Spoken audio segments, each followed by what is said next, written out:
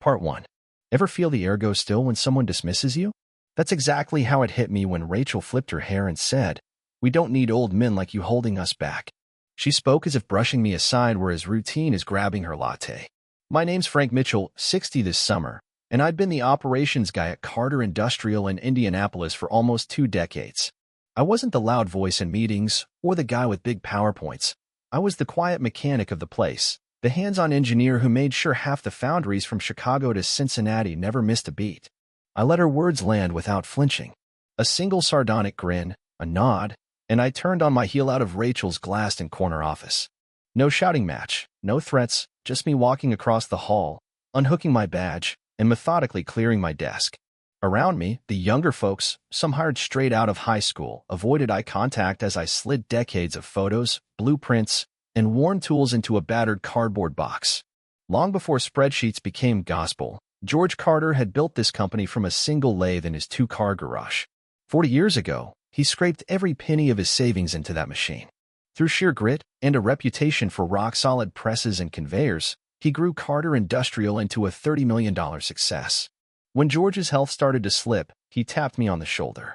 "Frank," he said, voice gravelly but steady, "you're the only one I trust not to cut corners." 20 years later, that trust unraveled in a single sentence from his daughter. 2 years severance, though, that was the clause George made sure went into my contract when I first signed on. He worried big firms would try to lure me away with flashy titles. I'd laughed it off then, but today I was glad for it. My box of personal effects settled on the passenger seat. I stared at the floor I'd practically built with my own hands, the presses I greased, the safety protocols I'd written, the teams I'd assembled. Instead of slamming the door, I eased it shut, turned the key, and let the engine purr. No squeal of tires, just a calm pull onto the street. I was heading home to call my old friend and attorney, Helen Cartwright. She'd been itching for a corporate fight. Work was easy to walk away from. Home was where the real gravity sat. 29 years married to Margaret before cancer took her. 2 kids grown and gone, Michael tinkering in Denver, Sarah teaching 8-year-olds in Cleveland. Life had been about steady routines, Saturday breakfasts, bedtime stories when they were little, church on Sunday. I brought that same watch-it-tick consistency to Carter Industrial. My own father disappeared when I was 11, leaving Mom to juggle 3 sons on a cafeteria worker's pay. George Carter became the father figure I never had, never invited me fishing, never bought me rounds at the bar, but always had my back.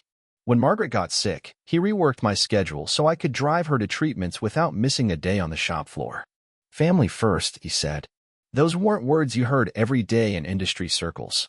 The red flags started a year ago, around the same time Rachel graduated from business school and moved home from Miami, portfolio in hand and a trail of designers sent behind her. She talked synergy and paradigm shifts like they were gospel. I'd catch George's furrowed brow at lunchtime, see him wince when she proposed outsourcing the assembly line.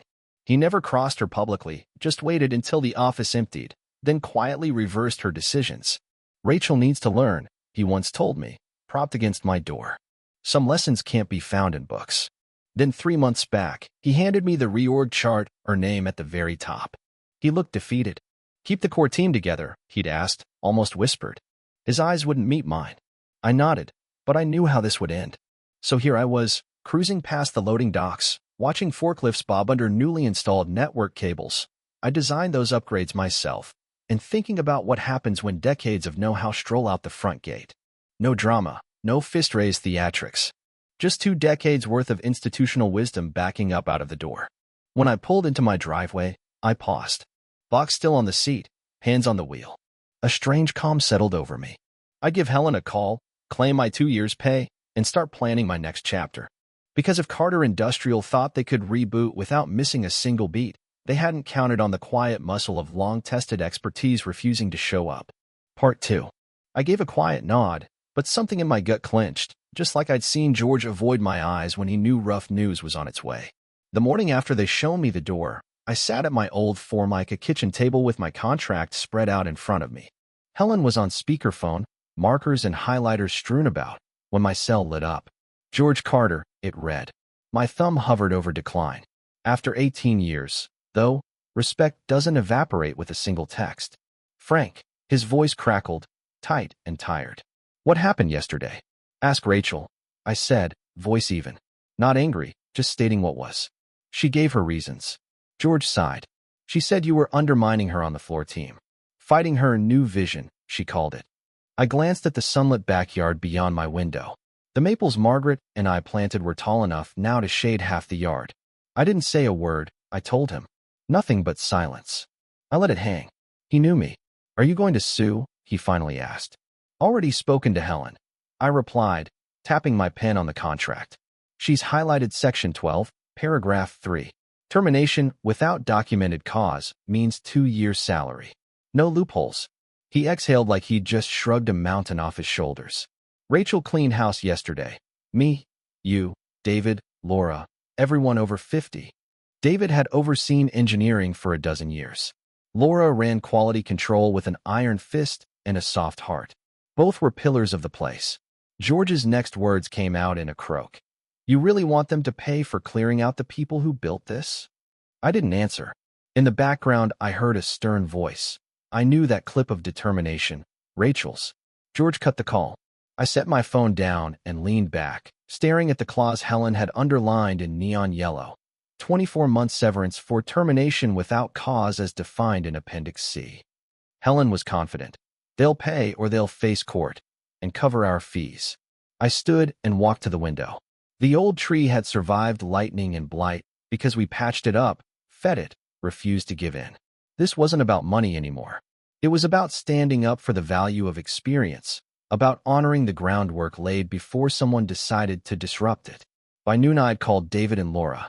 Some were shell-shocked, others boiling mad. Breathe, I told them. Check your contracts. Call Helen. Then let's talk next steps. Finally, I rang Marcus Green, the owner of Precision Parts. He'd tried to woo me away more than once. I left the door open. 3 days later, I sat opposite Rachel and Carter Industrial's new corporate counsel in a midtown conference room. Helen was there, briefcase open, my glowing contract front and center. Rachel didn't glance at the page.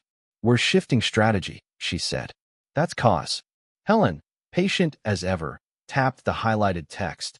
Termination without cause as defined in Appendix C requires severance equal to 24 months' salary, around $320,000 in Mr. Mitchell's case. The young lawyer, Alex Novak, fresh from law school, fidgeted with his glasses. He flipped through pages, brow furrowing. Miss Carter, the definition here is specific. Performance issues, ethical breaches, criminal acts. That's insubordination. Rachel cut in, arms crossed. Where's the proof? No documented warnings, no performance plans, nothing. Helen replied softly. Appendix C calls for a pattern, not a single disputed instance. Alex's cheeks paled. Rachel's jaw clenched. Fine, she snapped. We'll offer 6 months. Take it or leave it.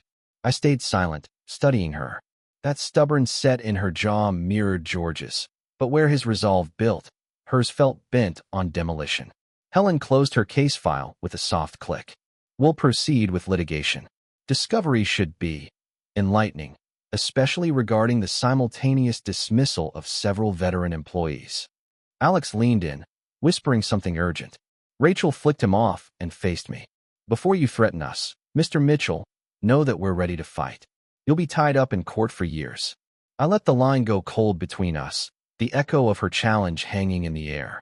As I gathered my things, I felt a strange calm. This wasn't just a legal battle. It was a reckoning for every seasoned hand and every bit of hard-earned know-how they tried to discard. And I was ready to see that through. Part 3. I cleared my throat before speaking, because silence had already stretched too long. I've got plenty of time, I said, leaning back against the conference table. And I'll make sure everyone in this industry knows how you treat your people. Rachel's eyes flashed. Good luck finding another job at your age, she shot back, smoothing the hem of her blazer like she was brushing lint off her reputation. That's when George appeared at the threshold. I hadn't seen him since his retirement luncheon. He looked leaner these days, his face etched with lines, but his gaze was still razor-sharp. Rachel, he said softly. No please, no can we talk. Just that single word. She glanced at him, all posture and poised defiance. They slipped outside the glass doors for privacy. Through the pane, I watched George's arms carve wide arcs through the air, while Rachel stood rigid, cross-armed, matching each gesture with a stiff retort. When they came back inside, Rachel refused to meet my eyes. Justin, Prepare the severance paperwork exactly as the contract stipulates, George said, voice low. Rachel's hand hovered at her mouth. Not now, Dad, she muttered. George turned to me, regret softening his features. Frank, I'm sorry. This isn't how I wanted things to end. I nodded once. No words needed between us. I'd already heard his apology loud and clear in his eyes. Helen and I rose to go. Rachel stepped in front of me, heels clicking on the polished floor. This isn't over, she warned. I'm auditing every vendor relationship. Any company that works with you can kiss business with Carter Industrial goodbye. George winced, but said nothing. I gave a quiet nod and slipped past her, thoughts drifting back to my lunch plans with Marcus Green, the Precision Parts owner who'd been courting me for months. That afternoon, the severance check landed in my account, $320,000 before taxes. More money than I'd ever seen at once. I should have felt triumphant. Instead, there was an empty ache in my chest. Cash wasn't the victory I needed. By 3:30, I was at Millstone Diner with Thomas Baldwin, our former head engineer. The neon sign buzzed overhead, and the vinyl seats squeaked as we settled into a back booth. Two truckers argued about diesel prices at the counter. Otherwise, the place was silent. Helen had negotiated a year's pay for Thomas. Better than nothing, he said, stirring his coffee but never sipping it. They also want you to sign a 5-year NDA, he added, voice flat. No talking about proprietary systems. He laughed, but it was hollow. 40 years in engineering, and now I can't even discuss my own designs. I slid a business card across the laminate tabletop. Marcus Green, Precision Parts. He's looking for a consultant who knows precision hydraulics. No NDA required. Thomas stared at the card like it was a lifeline. Carter Industrial will sue me if I take it. Not if you limit yourself to industry best practices, I said. No secrets, just standards. He pocketed the card, face clouded. What's going on, Frank? This isn't like you. Stirring up trouble. I leaned forward, voice low. I'm joining Marcus. His eyebrows shot up. You're partnering? Yeah. He's launching a new division for small batch, high-margin hydraulic components, stuff Rachel dismissed as a hobby. Thomas nodded slowly. George always said custom work was our future. She's stripping that out to chase mass production and slim margins. I exhaled. I had lunch with Laura yesterday, our QC lead. She told me Rachel's auctioning off the custom machines George bought last year. Half gone already. Probably got a third of their value. Thomas ran a hand through his hair. Does George know? I shook my head. He built this for a legacy, not liquidation. We both fell silent, the weight of what Rachel was doing settling between us. Not just for us veterans, but for the 100-odd folks still clocking in at Carter Industrial. Thomas finally spoke, voice quiet. What are you going to do? I sat back, hands folded. Build something better. His brow furrowed. With Marcus? You trust him? I smiled, a cautious curve. He's 2 years from retirement. He wants to back proven talent, then step aside. I think he's serious. Thomas studied me. You sure this isn't about revenge? I shook my head. It's about respect. Respect for the past and a vision for the future. He exhaled, nodding once. If you're in, count me in too. Outside, the setting sun painted the sky in warm hues, like a promise. I didn't know exactly what lay ahead, but I felt something solid stirring in my gut. It wasn't fear. It wasn't anger. It was purpose, and I knew we were just getting started. Part 4. A grin finally cracked my usual reserve. I'd be honored, I said to Thomas, tapping the business card against the table. Your NDA only covers truly proprietary data, nothing that keeps us from sharing the tricks of the trade. He leaned back, eyebrow raised. This isn't just another gig for you, is it? I shook my head. It's personal. It's about honoring experience and building something that endures. 2 months after my exit from Carter Industrial, I found myself in Douglas Green's downtown office, crouched over blueprints for our fledgling workshop. The shell of an old brick warehouse on Indianapolis's east side was about to become Cornerstone Precision, our custom hydraulics startup. Cornerstone. Thomas had mused when I floated the idea. From the corners up, that's how you ensure stability. I'd filed the paperwork the next morning. Douglas, barrel-chested, white beard, sleeves perpetually rolled, laid out supplier bids across his oak desk. Machine shops confirmed. We'll have the first 5 test units ready by June. CNC programmer starts Monday. He looked up, as narrowing in that familiar way. Former Carter employee recommended us. I nodded toward Jason Wright's name scrawled on the pad. 6 years modeling in SolidWorks. Underpaid until Rachel slashed his budget. He quit 2 weeks back. That makes 7, I said. All top-tier talent. Douglas whistled low. Carter's hemorrhaging skill. I smiled. Good leadership draws people. Rachel isn't delivering. My phone chimed. A text from Laura, still holding down quality control at Carter. Retirement 3 years off, but with enough loyalty to keep me in the loop. A photo attachment. An internal memo flagged with red ink, production delays, QC failures, and 3 key clients threatening contract cancellations. I handed it to Douglas, who perched his glasses on the tip of his nose. Just as we forecast, he murmured. Brain drain already hitting throughput. I tucked the phone away without relish. These were families, folks I knew by name. Wives juggling mortgages, kids in high school, parents in assisted living. This wasn't a joyride. Let's reach out to Midwest Manufacturing, I suggested, referring to one of Carter's biggest accounts. Tell them we'll be up and running in 60 days. Douglas nodded, tapping his tablet. Meeting scheduled for Tuesday. Their procurement leads are keen to talk. We rose and moved to the bay window overlooking the nascent shop floor. Technicians bolted the inaugural presses to the concrete, setting the bones for a venture built on respect for veteran craftsmanship and forward-thinking design. My phone buzzed again. George Carter, it read. I caught Douglas's eye. He's calling. He stepped aside, closing the glass door behind us. George, I answered. His voice, once gravelly with energy, now quivered. Frank, we need your help. My breath caught. I stood at the glass wall, watching our dream take shape. What can I do? I asked. He hesitated. Rachel's liquidation, cutting corners on parts. Our board is panicking. His paws trembled with defeat.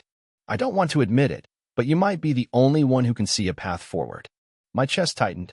This was the man who'd taught me how to grease a main-bearing housing, who'd reshuffled my shifts so I could ferry Margaret to chemo. What do you need? I said. Come to my home tonight. 7 p.m. Bring Thomas if he'll come. The board wants options. Change in leadership, direction, anything but this. His plea carried the weight of 4 decades of sweat, steel, and loyalty. I looked back at the warehouse below, our bold venture rising from the ashes of corporate myopia. I'll be there, I said. But no promises. Fair enough, he sighed, relief seeping through the line. And Frank?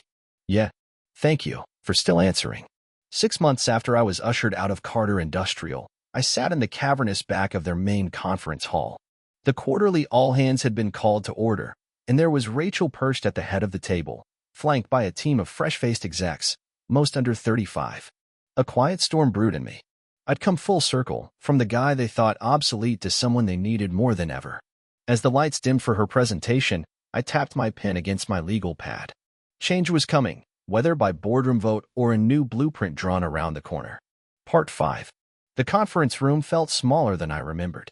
Rows of anxious faces, engineers in polo shirts, lab techs in crisp white coats, admin staff clutching notepads, watched from either side of the long mahogany table. I was supposed to stay silent until the end. That was the board's instruction. Let Rachel present her quarterly figures without interruption. Give her room to explain the 37% revenue drop, the lost contracts, and the QC failures. Rachel stood at the head of the table, clicker in hand, pointing at a slide charting revenue plunging like a broken piston. Market volatility and legacy inefficiencies, she told the room, voice tight, as the staff exchanged worried glances. When she glanced toward my side of the table, her eyes went wide. What is he doing here? She demanded, finger darting in my direction. George sat among the board members, gray hair illuminated by the recessed lighting, and nodded to the chairman, who rose and cleared his throat. Miss Carter, he began, the board has reached a decision regarding company leadership.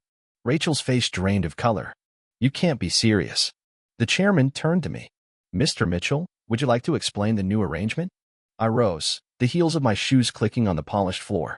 In my hand was a navy folder, the same one Helen had assembled for my severance negotiations 6 months earlier, but now stuffed with very different documents. I slid it across to Rachel. Effective today, Carter Industrial is merging with Cornerstone Precision, I said, voice calm but firm. The board approved the acquisition this morning. Rachel's laugh was sharp and brittle. This is absurd. I'm majority shareholder. George stood, slow and deliberate. You hold 20%. I retain 51%, which I used to vote in favor of this merger. I watched her hands tremble as she flipped through the pages, the shareholder agreement, the new organizational chart, the leadership roster. Cornerstone will absorb Carter's custom hydraulics division, I continued, and the remainder of the business will operate under new executive management, my management. Thomas stepped forward from the back of the room and placed a hand lightly on my shoulder. Mr. Carter's Precision Component Group will report directly to us. Rachel's shoulders slumped. I offered one last line. It's business, not personal. 1 year later, I stood on the observation platform overlooking the expanded production hall where Cornerstone Precision and Carter Custom Hydraulics now coexisted under one roof. Below me, workers in blue coveralls maneuvered steel manifolds through the finishing line, while a team of machinists calibrated CNC lathes against bright LED task lights. The rhythmic hum of presses and the gentle hiss of hydraulic test rigs formed a symphony of productivity I'd missed in my months away. George joined me, leaning on his cane. His health had plateaued, but his eyes shone with quiet satisfaction. I handed him the latest quarterly report. He scanned the numbers, profit margins at a 5-year high, employee retention up by 18%, 3 new patents filed. Best performance since before I retired, he said, voice thick with emotion. I nodded. We found a balance, honoring institutional knowledge while innovating our processes. Rachel called yesterday, he added. I was drifting down to the floor. She took her settlement and moved to Miami. No goodbyes, no apologies. She asked if she could return, I said softly, remembering her request. He chuckled. I told her to come back only if she wanted to learn the business from the ground up, the way you, and I did. Below us, Jason Wright, a former Carter 3D modeling whiz, was showing 2 new programmers the latest CD simulation for our next-gen servo valves. A few steps away, Jennifer in her lab coat peered through a magnifier at a freshly anodized manifold, her meticulous standards ensuring every bore met spec.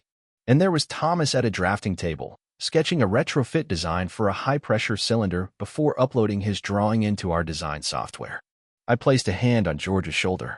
Experience and innovation, side by side, not competing, but building something stronger together.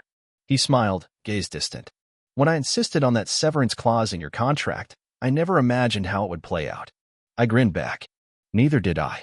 We stood in comfortable silence, watching the company we'd both helped build grow and adapt. Some lessons are costly, ledgers soaked in legal fees and late-night strategy calls, but the ones that endure, the ones that change how we view loyalty and leadership, are always worth the price. The end.